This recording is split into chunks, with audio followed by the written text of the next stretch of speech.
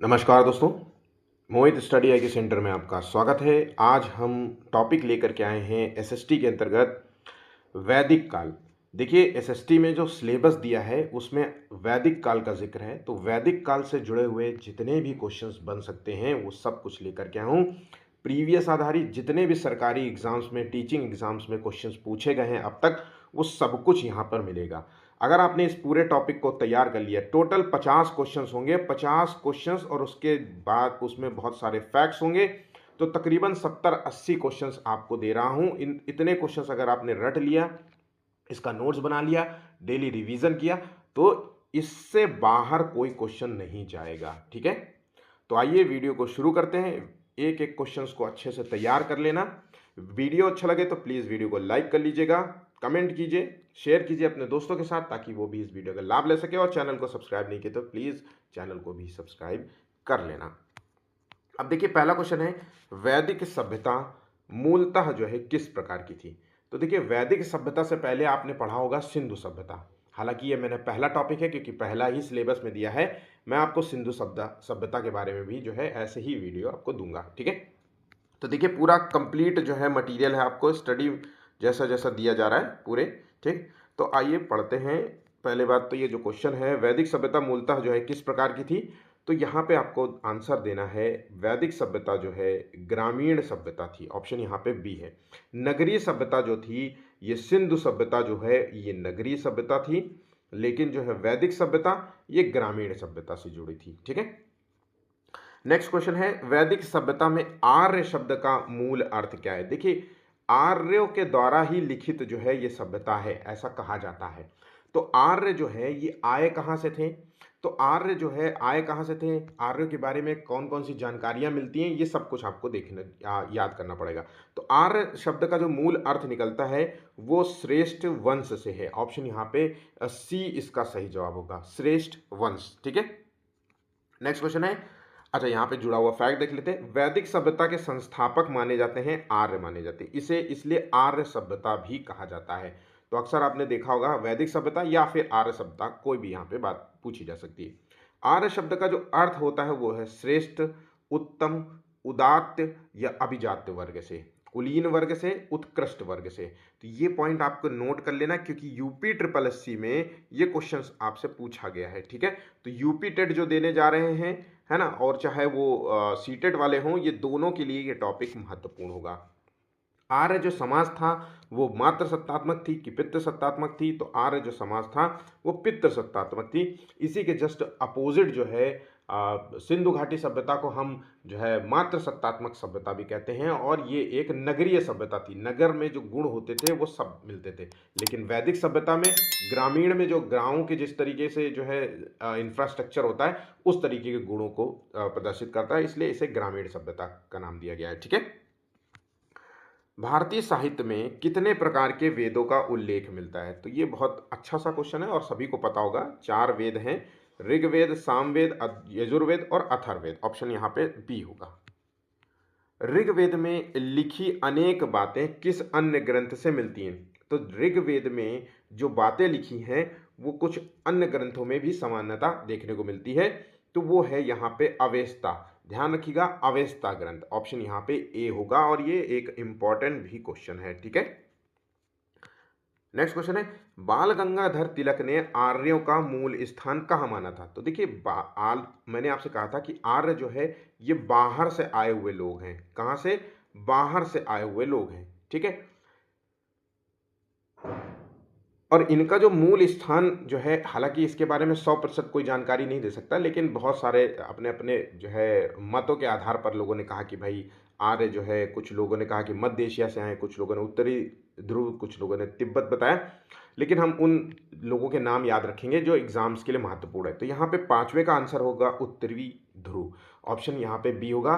तो बाल गंगाधर तिलक ने जो है आर्यों का जो मूल स्थान बताया था वो उत्तरी ध्रुव बताया था। उसके बाद तिब्बत जो है ये जुड़ा हुआ है दयानंद सरस्वती से। दयानंद सरस्वती ने आर्यों का जो मूल स्थान बताया था वो तिब्बत था।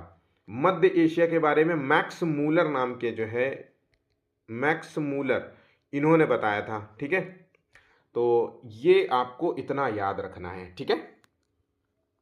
ऋग्वैदिक काल में सर्वाधिक पवित्र नदी सरस्वती को किस नाम से जाना जाता है? ध्यान रखिएगा, ऋग्वैदिक काल में सबसे पवित्र नदी सरस्वती को माना जाता है। गंगा आंसर ना लगा देना, ठीक है। गंगा का उल्लेख केवल ऋग्वेद में, वेदों में केवल एक बार मिलता है, ध्यान रखिएगा, केवल एक बार। और सबसे पवित्र नदी सरस्वती को माना जाता है। सरस्वती के कई नाम बताए गए हैं, जिनमें से एक जो नाम है वो जो सबसे ज़्यादा फेमस है वो है नदी तमा। ऑप्शन यहाँ पे ए होगा। आइए इससे जुड़े हुए कुछ फैक्ट्स देख लेते हैं। तो ऋग्वेद में जो गंगा नदी का उल्लेख केवल एक बार मिलता है और यमुना नदी का उल्लेख 3 बार मिलता है। और ध्यान रखिएगा, ये क्वेश्चन पूछा गया है, ठीक है। ऋग्वेद में नदियों की जो संख्या बताई गई है वह 25 बताई गई है। सरस्वती नदी को माते तमा, देवी तमा और नदी तमा, यहाँ पे जो तमा की वर्ड है ये आपको याद करना है। तमा शब्द से आपको आंसर लगा देना है, ठीक है। ध्यान रखिएगा, ये सभी फैक्ट्स आपके लिए इंपॉर्टेंट है। आप कोई भी बुक पढ़ते हो, चाहे वो घटना चक्र हो या चाहे परीक्षावाणी हो, उन सभी बुक्स में जितने मैं क्वेश्चंस दे रहा हूँ वो इतने क्वेश्चंस आपको इन बुक्स में नहीं मिलेंगे। इसके लिए आपको बुक्स पढ़ना पड़ेगा। और बुक्स में बहुत सारे फैक्ट्स होते हैं, इसलिए मैं बिल्कुल पढ़ करके बाकायदा आपको एक एक क्वेश्चंस जो है क्वेश्चंस के रूप में दे रहा हूँ, वस्तुनिष्ठ क्वेश्चंस के रूप में, ताकि आप याद कर लो। रटने में अच्छे हो तो बेस्ट आपके लिए ये वीडियो काम करेगी, ठीक है।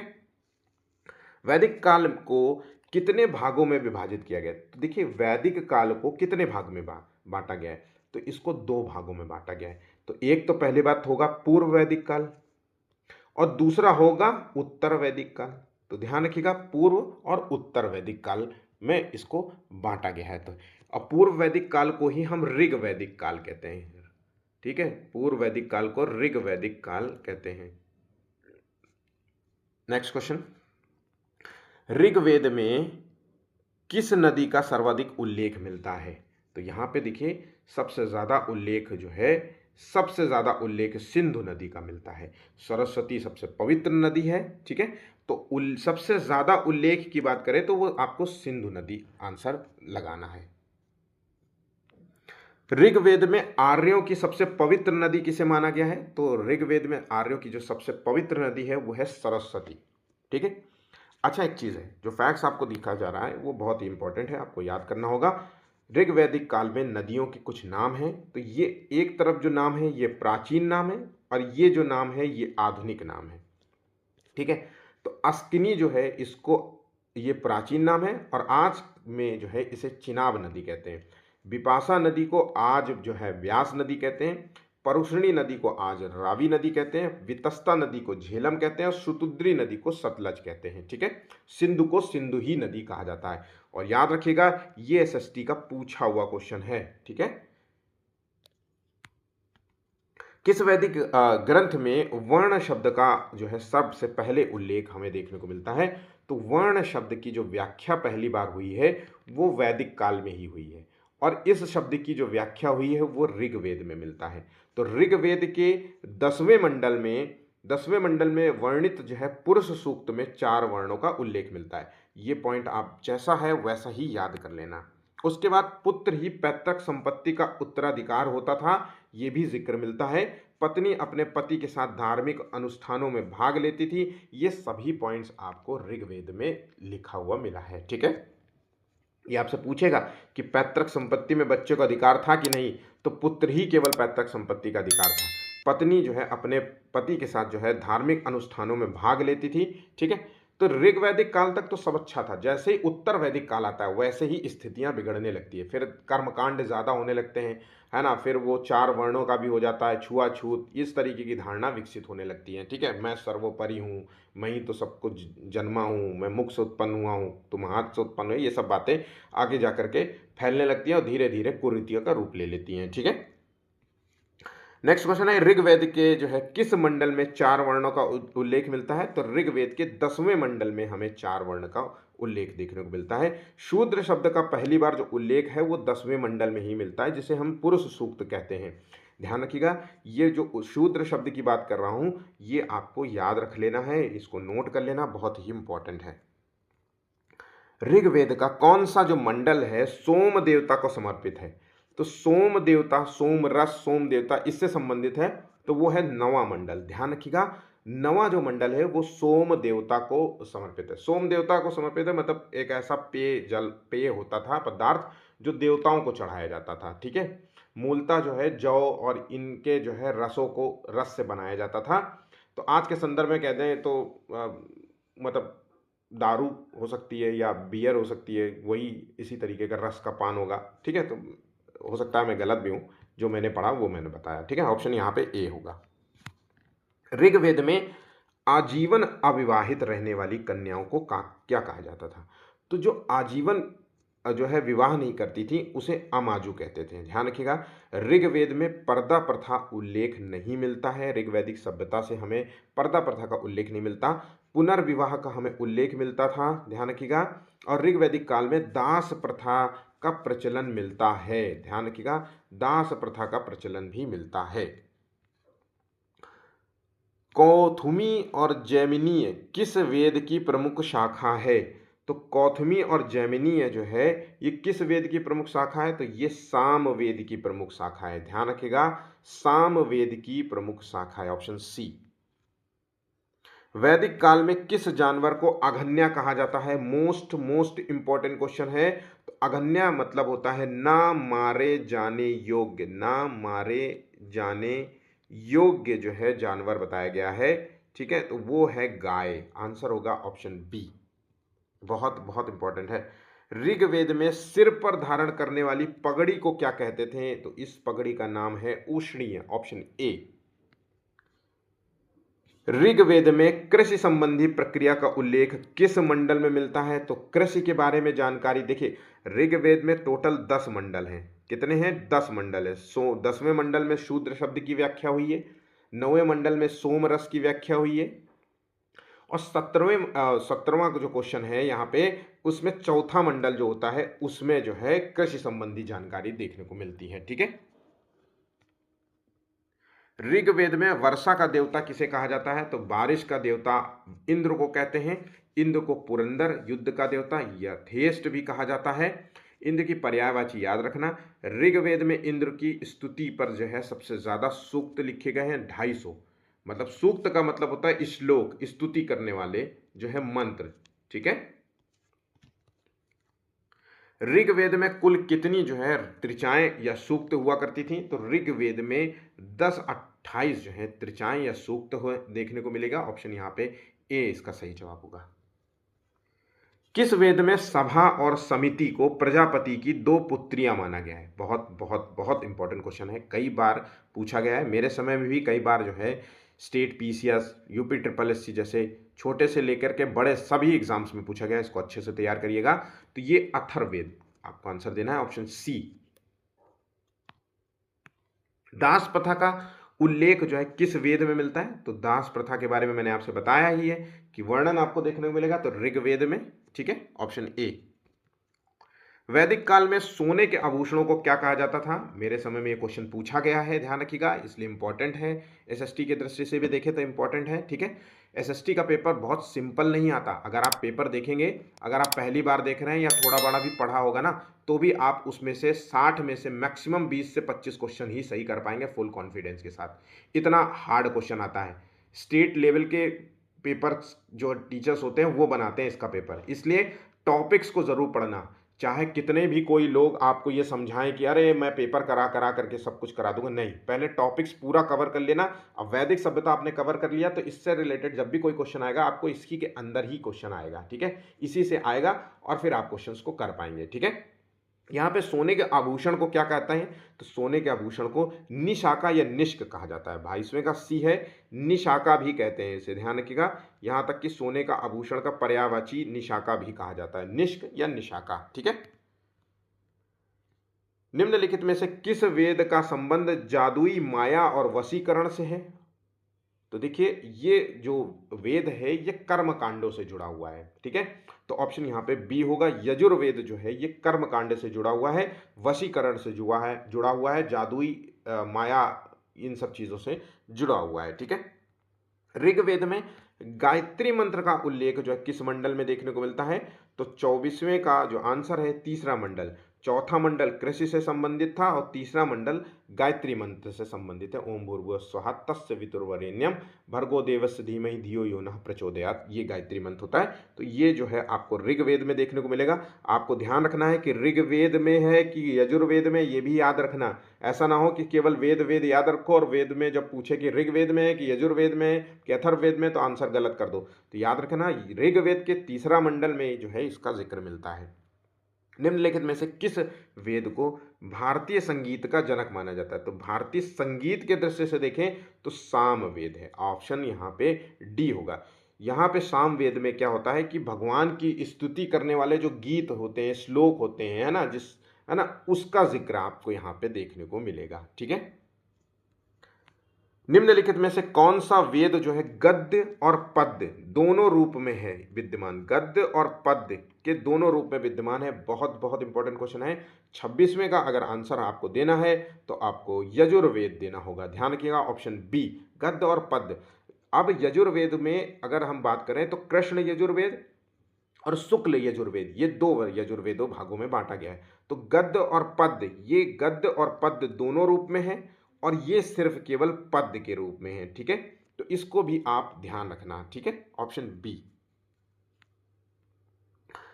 कृष्ण यजुर्वेद का जो ब्राह्मण ग्रंथ है वो तैत्तिरीय ब्राह्मण है और शुक्ल यजुर्वेद का शतपथ ब्राह्मण है। मैं फिर से बोलूंगा कि ये बहुत ही इंपॉर्टेंट है, आपको इसको अच्छे से याद कर लेना। ठीक है।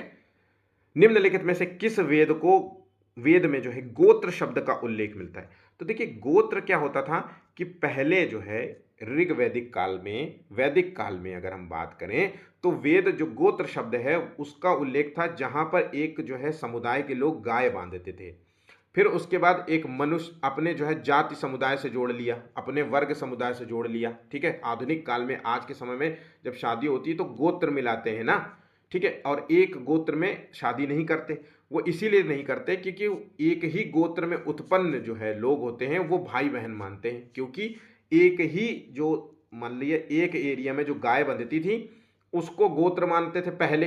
ठीक है। तो मतलब ये हमारे सगे संबंधी, ये हमारा परिवार है। ठीक है। तो परिवार के लोगों में शादी नहीं होती है, बिल्कुल घनिष्ठ परिवार है, मतलब अपना ही घर समझो।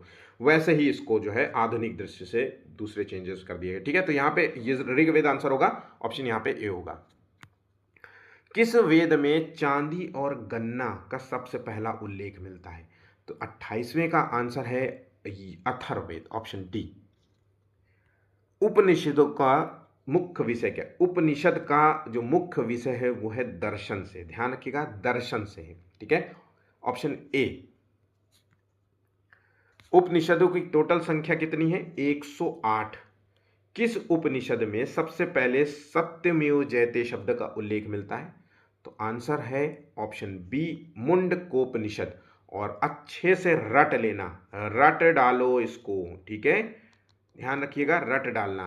नेक्स्ट क्वेश्चन है, जो लोग पहली बार सीटेट देने जा रहे हैं डर के साथ देंगे कि भैया मेरा पास होगा कि नहीं होगा, मैं पास हो पाऊंगा कि नहीं, तो मैं आपको भरोसा दिलाता हूँ कि मेरे टॉपिक्स को ज़रूर देखा करें और अपने दोस्तों के साथ भी शेयर करिए ताकि वो भी इस वीडियो का लाभ लें।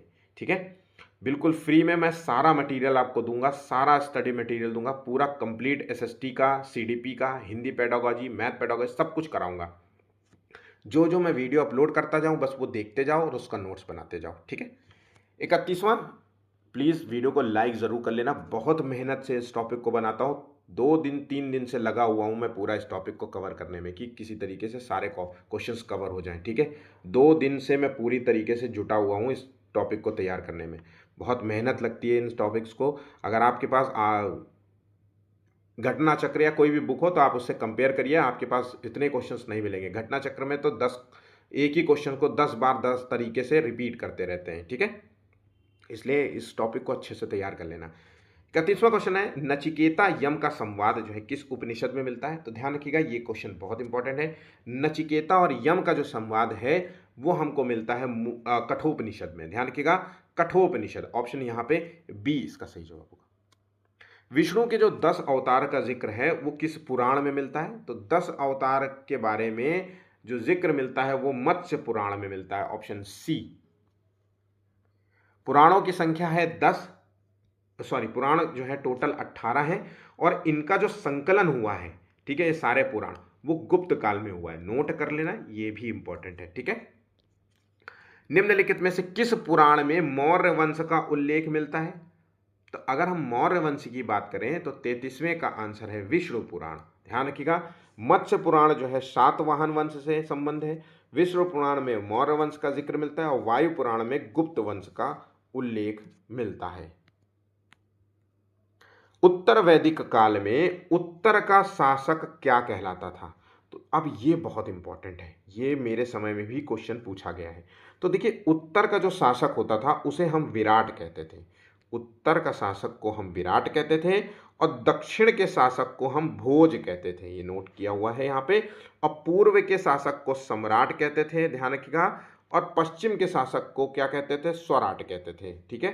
तो यहाँ पे जो चारों ऑप्शंस हैं अपने तरीके से याद कर लीजिएगा, मैंने यहाँ पे सब कुछ लिख रखा है, ठीक है।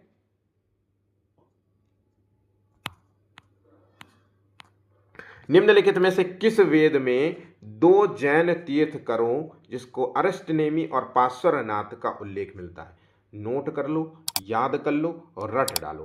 35वें का आंसर है ऋग्वेद। दो जैन तीर्थकर अरिष्टनेमी और पार्श्वनाथ, इन दो जैन तीर्थकरों का उल्लेख आपको देखने को मिलेगा। Option A. असतो मा सदगमय का उल्लेख किस वेद में मिलता है? तो असतो मा सदगमय का उल्लेख ऋग्वेद में मिलता है, ऑप्शन ए। श्री कृष्ण का पहला उल्लेख जो है किस उपनिषद में मिलता है? तो पहला जो उल्लेख मिलता है वो छंदोग्योपनिषद में मिलता है, ध्यान रखिएगा, छंदोग्यो उपनिषद में मिलता है, ऑप्शन ए। वैदिक काल में सबसे ज्यादा प्रयुक्त होने वाली धातु कौन सी थी? तो वैदिक काल में सबसे ज्यादा प्रयुक्त होती थी कांस्य, तांबा। ध्यान रखिएगा, ये लोग लोहे से परिचित नहीं थे, जैसे सिंधु घाटी सभ्यता के लोग कांसा धातु का, तांबा धातु का प्रयोग करते थे, है ना, उसी तरीके से ये वो भी सभ्यता जो है लोहे से परिचित नहीं थी, और ऋग्वैदिक काल की सभ्यता भी लोहे से परिचित नहीं थी। लोहे का परिचय कब से हुआ था? ये परिचय आपको बताना है उत्तर वैदिक काल। ध्यान रखिएगा, जो वैदिक काल जो पूर्व वैदिक काल है, जिसे हम ऋग्वैदिक काल भी कहते हैं, जिसको हम पढ़ रहे हैं, इसमें लोहे का परिचय नहीं मिलता, उत्तर वैदिक काल में मिलता है लोहे का परिचय, ठीक है। तो लोहे से परिचय कब हुआ? उत्तर वैदिक काल में हुआ था। अब यहाँ पे जो आपको एक चार्ट देखने को मिल रहा है, इसको आपको तैयार करना होगा, इसका स्क्रीनशॉट ले लीजिए, इसको अच्छे से याद कर लीजिए। ऋग्वेद, इसके पुरोहित को होता या होत्र कहते हैं, ठीक है। सामवेद के पुरोहित को उद्गाता कहते हैं, और यजुर्वेद के पुरोहित को अध्वर्य कहते हैं, और अथर्ववेद के ब्रह्मा कहते हैं, ठीक है। इसका जो वेद का उपवेद था वो यजुर्वेद था, आयुर्वेद था, और गंधर्व वेद सामवेद का था, धनुर्वेद यजुर्वेद का था, अथर्ववेद इसका था, ठीक है।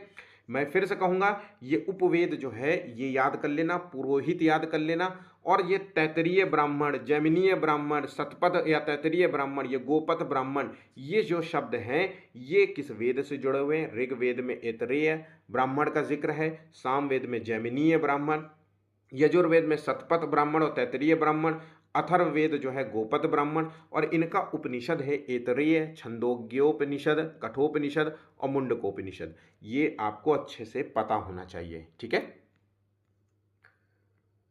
ऋग्वैदिक काल में जनता जो है निम्नलिखित में से मुक्त जो है किस में विश्वास रखती थी? तो देखिए, ऋग्वैदिक काल की जो जनता थी, वहाँ के लोग थे, वो कर्मकांडों में विश्वास रखती थी, बलि में विश्वास करती थी। मूर्ति पूजा तब प्रचलित नहीं थी, मात्र सत्तात्मक थी नहीं, तो मात्र था नहीं, एक ईश्वरवाद नहीं था, बहुत सारे था, तो कर्मकांड और बलि आंसर यहाँ पे होगा। ध्यान रखिएगा, मूर्ति पूजा जो है बाद में आई है, ऋग्वैदिक काल में मूर्ति पूजा नहीं थी, ठीक है। कृष्ण यजुर्वेद का ब्राह्मण ग्रंथ कौन सा है? मैंने आपसे ये क्वेश्चन पहले भी कराया है, इसका आंसर है तैत्तिरीय ब्राह्मण। शतपथ ब्राह्मण जो है शुक्ल यजुर्वेद से है, ठीक है। शुक्ल यजुर्वेद का जो ब्राह्मण है ग्रंथ है वो कौन सा है? तो यहां पे शतपथ ब्राह्मण आंसर देना है, ऑप्शन बी। निम्नलिखित में से सांख्य दर्शन का प्रतिपादन किसने किया था? तो सांख्य दर्शन से रिलेटेड कुछ क्वेश्चंस हैं। तो देखिए, सांख्य दर्शन का जो प्रतिपादन है वो कपिल मुनि ने किया था, ठीक है। अब ये जो दर्शन आपको दिया है ये आपको अच्छे से तैयार करना होगा। तो योग दर्शन जुड़ा हुआ है पतंजलि से, न्याय दर्शन गौतम ऋषि से, पूर्व मीमांसा जैमिनी से, उत्तर मीमांसा बादरायण से, और वैशेषिकी जो है ये है कणाद मुनि से। इसको अच्छे से तैयार कर लेना, मैं फिर से कहूँगा ये मोस्ट इंपॉर्टेंट है, ठीक है। नेक्स्ट है ऋग्वेद में आर्यों के कितने कबीलों का उल्लेख मिलता है? तो आर्यों के 5 कबीलों का उल्लेख मिलता है। नीचे 5 कबीले दिए गए, अनु, द्रुहय, पुरु, तुर्वस और युद्ध, ठीक है। ये 5 कबीले इसका जिक्र है। नेक्स्ट क्वेश्चन है ऋग्वेद में इंद्र को किस अन्य नाम से जाना जाता है? तो ऋग्वेद में इंद्र को जो है पुरंदर नाम से जानते हैं। ऑप्शन यहाँ पे डी यहाँ पे सही। अघन्या किसके बारे में जिक्र था? मैंने क्या बताया था? गंगा, सॉरी माफ करना, गाय के लिए ये शब्द जिक्र हुआ था, जिसे न मारे जाने योग्य बताया गया था। हिंदू पौराणिक कथा के अनुसार समुद्र मंथन में मथानी के रूप में मंदराचल पर्वत का प्रयोग किया गया था और रस्सी के रूप में डॉट डॉट का प्रयोग किया गया था। तो रस्सी के रूप में सांपों का जो राजा है, राजा वासुकी, इसका प्रयोग हुआ था। Option A. ऋग्वैदिक काल में कन्या के विदाई के समय जो उपहार दिए जाते हैं उसे क्या कहा जाता था? तो ऋग्वैदिक काल में कन्या के उपहार को जो है बहतू कहते हैं। Option A. ऋग्वेद में उल्लेखित 10 राज्यों का युद्ध, दाश राज युद्ध, किस नदी के किनारे लड़ा गया था? तो 10 राज्यों का जो युद्ध है वो परशुनी नदी के किनारे लड़ा गया था, ठीक है। ऑप्शन यहाँ पे बी इसका सही जवाब होगा। तो कुछ इस प्रकार के क्वेश्चंस आपको वैदिक सभ्यता से देखने को मिलेंगे। हर एक प्रश्न अपने आप में इंपॉर्टेंट है। किसी भी प्रश्न को कमज़ोर मत समझना, अच्छे से तैयार कर लेना, ठीक है। इसी तरीके से आपको मैं एसएसटी पूरा कंप्लीट सिलेबस कराऊंगा। भरोसा करके मेरे साथ जो है जुड़िए। वीडियो अच्छा लगा हो तो प्लीज़ लाइक कर लीजिएगा। मैंने मेहनत करके आप लोगों के लिए लेकर के आया हूँ। फिर बहुत अच्छा लगता है जब आप लाइक करते हैं, कमेंट करते हैं, तो मुझे बहुत अच्छा लगता है। मैं खूब मेहनत करके और आपको बेहतर तरीके से जो है वीडियो प्रेजेंट करने की कोशिश करता हूँ, ठीक है। सब्सक्राइब कर लीजिएगा। धन्यवाद।